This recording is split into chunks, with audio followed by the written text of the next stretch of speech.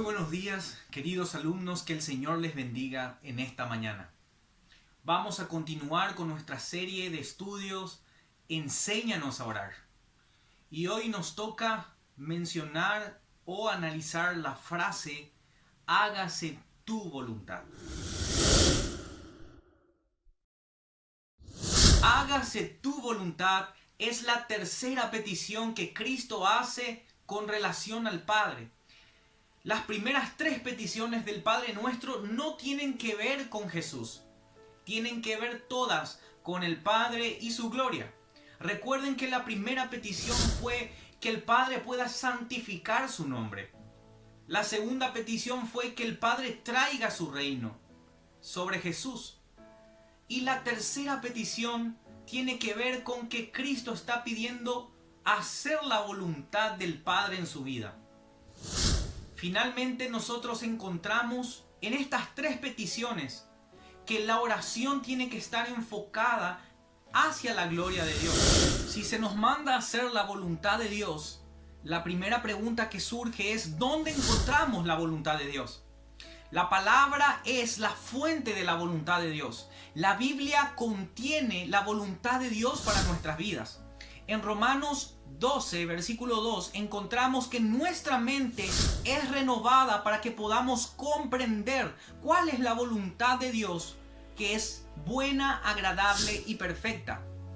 Y esa renovación solamente viene en el momento en que nosotros leemos la palabra de Dios.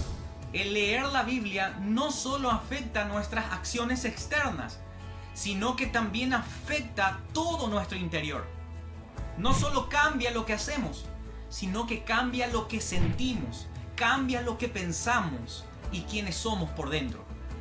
Por eso, si quieres hacer la voluntad de Dios, si quieres comprobar cuál es la voluntad de Dios, lee la palabra de Dios, lee la Biblia y vas a ver cómo tus acciones externas cambian, pero también vas a darte cuenta de cómo cambias tú internamente.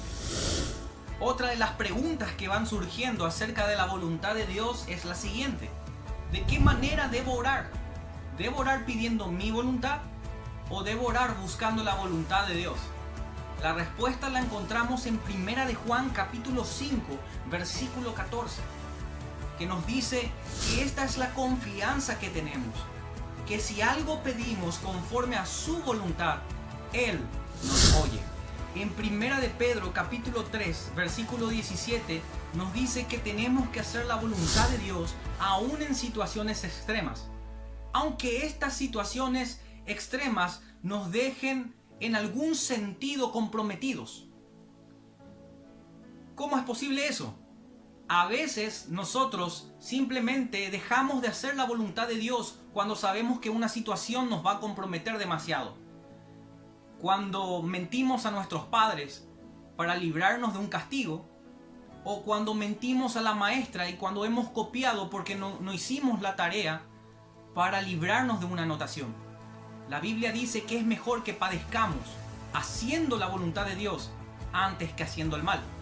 Mi querido alumno y mi querida alumna, estamos cerrando esta tercera parte del estudio Enséñanos a orar. Y ya hemos aprendido tres peticiones fundamentales que tienen que tener nuestra oración. Primero, dedicarle el tiempo a santificar el nombre de Dios.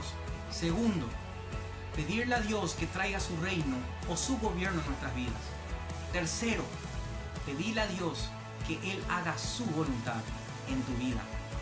Así como Cristo amó el hacer la voluntad del Padre, de esa misma manera ama el hacer la voluntad de Dios en tu vida. Recordad que la voluntad de Dios es siempre mucho mejor de lo que vos querés para vos mismo o de lo que vos querés para los demás. Recordad que el Señor nos ama mucho más de lo que podemos imaginar. Y si siempre pedimos su voluntad, realmente nosotros estaremos seguros. Que el Señor te bendiga y nos vemos en la próxima clase.